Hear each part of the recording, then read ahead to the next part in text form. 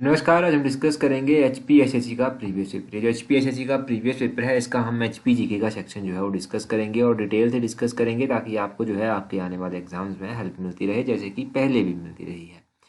तो कोई भी एग्जाम है आपका आने वाला, वहाँ पर डेफिनेटली जो है आपको क्वेश्चन जो है रिपीट कर कर या फिर लिंक कर कर जो है देखने को ज़रूर मिलेंगे, ये जैसे कि पहले भी मिलते थे। तो 89 क्वेश्चन से अभी हम स्टार्ट करेंगे। बोलते हैं the last ruler of Nurpur princely state was. तो आमतौर पर आपने क्या क्वेश्चन पढ़ा होगा कि नूरपुर की संस्थापना किसने की थी। यहाँ पर पूछा गया है नूरपुर रियासत के अंतिम शासक। तो राजा वीर सिंह जो था वो नूरपुर के अंतिम शासक थे। ऑप्शन ए जो है वो सही आंसर है। राजा वीर सिंह इसके अंतिम शासक थे। नूरपुर की स्थापना किसने की थी।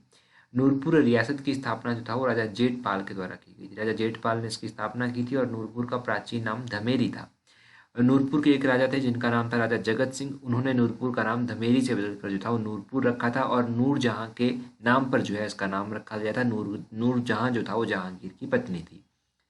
अच्छा, और भी नूरपुर से रिलेटेड क्वेश्चंस पूछे जा सकते हैं, जैसे कि नूरपुर के ऐसे कौन से राजा थे जो सिकंदर लोधी के समकालीन थे। वो थे नूरपुर के राजा भीमपाल। नूरपुर के ऐसे कौन से राजा थे जो अलाउद्दीन खिलजी के समकालीन थे। वो थे राजा जसपाल। तो ये सब क्वेश्चंस आप नूरपुर से मिलते जुलते जो है वो याद रखिए, जो मोस्टली एग्जाम्स में पूछे जा सकते हैं। 90 क्वेश्चन देखिए। 90 क्वेश्चन में बोलते हैं Tabo monastery is located in which tehsil of Himachal Pradesh. ये जो ताबो मोनेस्ट्री है, ताबो मठ है, ये हिमाचल प्रदेश की किस तहसील में स्थित है। देखो, अगर हम बात करें ताबो मोनेस्ट्री की, तो ये कहाँ पर स्थित है। ये लाहौल स्पीति में स्थित है। ये आपको पता है। अगर आपको ये पता है कि ये लाहौल स्पीति में स्थित है, तो भरमौर तो डिस्ट्रिक्ट चंबा में पड़ता है, ये नहीं होगा। पांगी डिस्ट्रिक्ट चंबा में पड़ता है, ये भी नहीं होगा। अगर हम बात करें कल्पा की, तो कल्पा जो है वो डिस्ट्रिक्ट किन्नौर में पड़ता है, ये भी नहीं होगा। और अगर बात करें काजा की, तो हमारे पास एक ही ऑप्शन बनता है और यही सही आंसर है, काजा। काजा जो है इसका सही आंसर है कि ताबो मोनेस्ट्री काजा तहसील में पड़ती है। और ताबो मोनेस्ट्री के बारे में बात करें, इसको अजंता ऑफ हिमालयाज भी कहा जाता है। और एलोरा की बात करें तो वो मस्तूर रॉक का टेम्पल को कहा जाता है। और अगर आपने टेलीग्राम चेक किया होगा, टेलीग्राम पर मैंने एक पोस्ट पिछले कल डाली थी। वो क्या थी कि जो 11वें नंबर की राष्ट्रीय आइस हॉकी चैंपियनशिप हुई थी पुरुष वर्ग की, वो कहाँ पर हुई। वो लाहौल स्पीति के काजा में हुई। और इसको किसके द्वारा जीता गया, तो आईटीबीपी ने जो था ये राष्ट्रीय आइस हॉकी का खिताब जो था इस बार जीता है पुरुषों की श्रेणी में। ठीक है, हुई कहाँ पर है, काजा में ये प्रतियोगिता हुई है। तो यहाँ से एक करंट अफेयर का क्वेश्चन भी आपका क्लियर हो गया। इससे पहले जो है यहाँ पर 9वें नंबर की जो है वो आइस हॉकी जो है वो हो चुकी है। आइस हॉकी जो महिलाओं की थी, ये ध्यान रखिएगा, आइस हॉकी चैंपियनशिप जो महिलाओं की, तो वो भी काजा में ही हुई है। पुरुषों की भी काजा में हुई है और महिलाओं की भी काजा में हुई है। अब बात करते हैं फिर से ताबो मोनेस्ट्री की। ताबो मोनेस्ट्री जो था 996 एडी में बनाई गई थी। 1996 में इसको बने हुए 1000 वर्ष जो था वो पूरा हो गया था, ये भी ध्यान रखिए। तो ये सब क्वेश्चन यहाँ से क्लियर हो गए आपके। अगला 91 क्वेश्चन देखिए। बोलते हैं इन which year Sansar Chand second succeeded to the kingdom of Kangra. तो संसार चंद सेकंड, इनके संसार चंद द्वितीय जो था वो कांगड़ा राजशाही के राजा कब बने थे। तो ये 1775 में कांगड़ा के राजा बने थे। ऑप्शन सी जो है वो सही आंसर है। कांगड़ा के राजा कब बने, 1775 में बने थे। और इनके दादा का क्या नाम था, इनका जो दादा था उसका नाम था घमंड चंद। तो घमंड चंद के ये पोते थे, ग्रांडसन थे। कई बार इस तरह के क्वेश्चंस भी पूछ लिए जाते हैं कि संसार चंद का क्या रिलेशन था घमंड चंद के साथ। संसार चंद के बारे में देखो, कहा जाता है कि ये बहुत शक्तिशाली हो गया था। इसने बिलासपुर के ऊपर एक बार 1794 में आक्रमण कर दिया। जब इसने बिलासपुर पर आक्रमण किया, तो बिलासपुर के राजा ने तंग आकर जो था वो गोरखाओं को इनवाइट किया, और वही जो था वो इसके पतन का कारण भी बना था। बिलासपुर के राजा थे उस टाइम महान चंद। बिलासपुर का प्राचीन नाम कहलूर है। महान चंद ने गोरखाओं के सेनापति अमर सिंह थापा को जो था इन्वाइट किया था कि आप आइए, हम आपका साथ देंगे, आप कांगड़ा के ऊपर अटैक कीजिए। और 1805 के आसपास जो था वो बिलासपुर गोरखाओं ने बिलासपुर के साथ मिलकर, उसके साथ सिरमौर, चंबा, बहुत सारे लोग और भी जुड़ गए। इन्होंने जो था वो संसार चंद को हरा दिया था, और इनका जो युद्ध हुआ था वो महल मोरिया में हुआ था।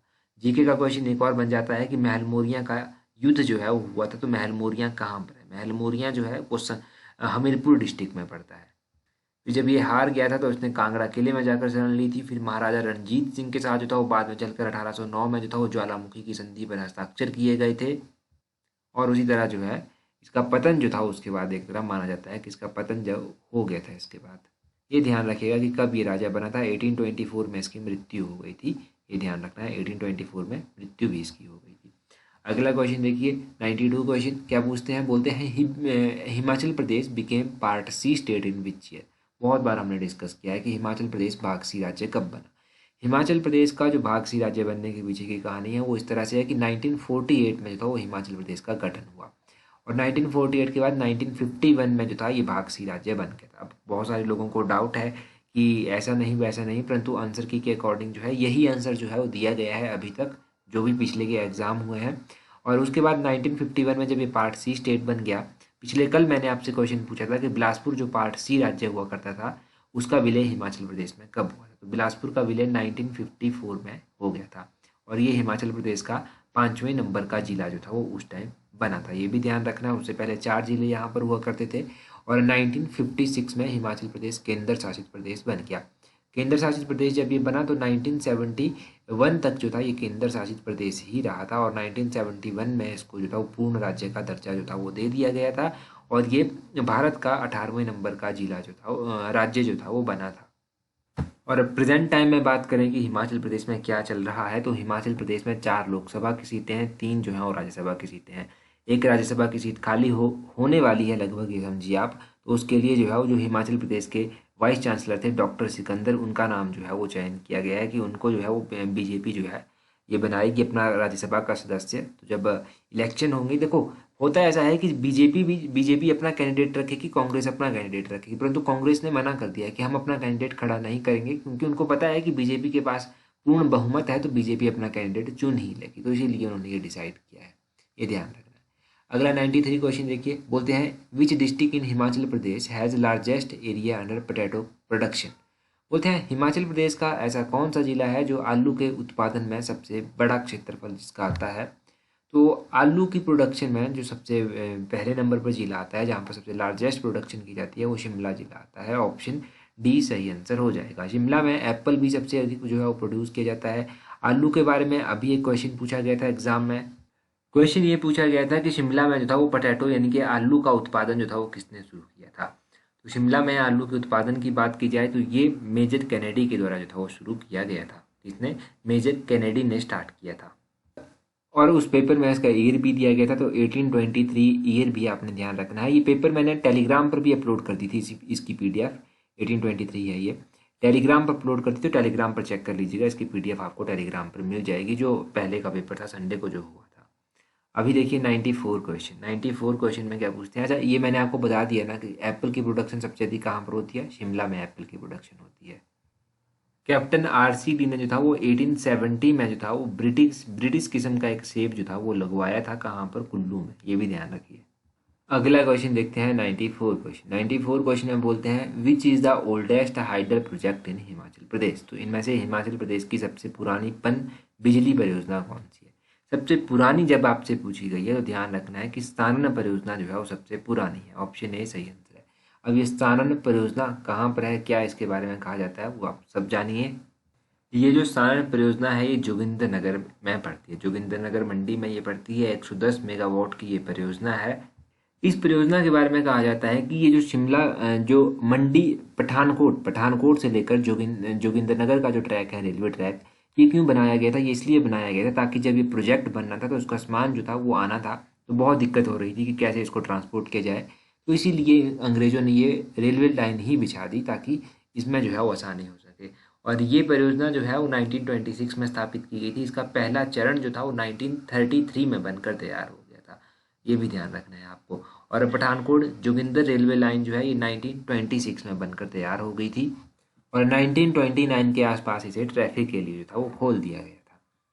अच्छा अभी आप क्वेश्चन का आंसर कमेंट करके बता दीजिए कि चमेरा वन प्रोजेक्ट जो है वो कितने मेगावाट का है और इसको जो है वो एग्जीक्यूट कौन कर रहा है। मैंने बहुत बार बताया है, तो इस प्रोजेक्ट के बारे में आप कमेंट करके बता दीजिए। आगे बोलते हैं tea is grown in which valley of Himachal Pradesh. तो चाय हिमाचल प्रदेश की किस वैली में उगाई जाती है या फिर बोई जाती है। तो ये देखो चाय का आपको पता है कांगड़ा वैली काफ़ी फेमस है चाय के लिए। ऑप्शन डी सही आंसर है। कांगड़ा वैली यहाँ से क्लियर हो जाता है। यहाँ से बीड बिलिंग का क्वेश्चन भी पूछा जाता है। बीड बिलिंग जो है वो हैंग ग्लाइडिंग के लिए फेमस है। हैंग ग्लाइडिंग या पैराग्लाइडिंग आप कह लीजिए, इसके लिए जाना जाता है। कियारदादून वैली जो है इसको पोंटा वैली के नाम से भी जाना जाता है। उसी तरह चंबा वैली है, चंबा वैली को valley of honey and milk कहा जाता है। कुल्लू वैली में एप्पल का प्रोड्यूस किया गया था। एप्पल किसने जो था वो इंट्रोड्यूस किया था, आरसी ली ने जो था वो इंट्रोड्यूस किया था, वो आपको पता है। कुल्लू में जो है रहला वाटरफॉल भी पड़ता है, तो रहला वाटरफॉल का ध्यान रखिएगा कि ये कुल्लू में पड़ता है। उसी तरह बात करें दून वैली की, तो दून वैली जो है ये वैली सोलन में पड़ती है, सोलन में जो है वो दून वैली पड़ती है, ये भी पता चल गया। तो ये सारे क्वेश्चन आपके यहाँ से होपफुली क्लियर हो गए, जो भी आपको डाउट होंगे। क्वेश्चन आपके लिए ये है, इसका आंसर आप यहाँ पे कमेंट करके बता दीजिए, फिर हम अगला क्वेश्चन डिस्कस करते हैं। बोलते हैं देवालय में समास है, देवालय में कौन सा समास है, ये आप कमेंट करके बता दीजिए। इसका आंसर आपको टेलीग्राम पर जो है वो मिल जाएगा, ठीक है। टेलीग्राम पर इसका जो आंसर है वो आपको प्रोवाइड करवा दिया जाएगा, जैसे कि पहले के क्वेश्चन का भी प्रोवाइड करवा दिया गया है टेलीग्राम पर। टेलीग्राम पर ज्वाइन करने के लिए अपने टेलीग्राम से @allexam31 इस तरह से सर्च करना, आपको हमारा टेलीग्राम चैनल मिल जाएगा। 15,600-700-800 से अधिक फॉलोअर हैं, तो इजीली मिल जाएगा। अगला क्वेश्चन देखिए, अगले क्वेश्चन में क्या बोलते हैं, यहाँ पर बोलते हैं ओरिजिनली जमलू देवता वॉज, तो मूलतः जमलू देवता थे। जमलू देवता को जो है वो ऋषि जगदम्बिनी ये थे मूलतः, ये ऑप्शन बी सही आंसर है। जमलू देवता पूजे कहाँ पर जाते हैं, ये मल्लाना वैली में पूजे जाते हैं। मल्लाना घाटी कहाँ पर है, मल्लाना घाटी या फिर मल्लाना गांव जो है वो कुल्लू में स्थित है। ये ओल्डेस्ट डेमोक्रेसी जो है वो मानी जाती है इंडिया की, और सिकंदर के साथ भी जो है वो इसको जोड़ा जाता है। और मल्लाना जो है नदी भी है, मल्लाना आगे चलकर ब्यास में मिल जाती है, ब्यास की ये सहायक नदी मानी जाती है। मल्लाना के साथ ही जो है देखो मणिकर्ण, मणिकर्ण और शायद से पार्वती प्रोजेक्ट जो है वो भी यहीं इसी रास्ते में कहीं पर लगता है। तो पार्वती प्रोजेक्ट के बारे में ध्यान रखिएगा कि पार्वती प्रोजेक्ट एक इम्पॉर्टेंट प्रोजेक्ट है। पार्वती भी जो है वो आगे चलकर ब्यास की सहायक नदी बन जाती है।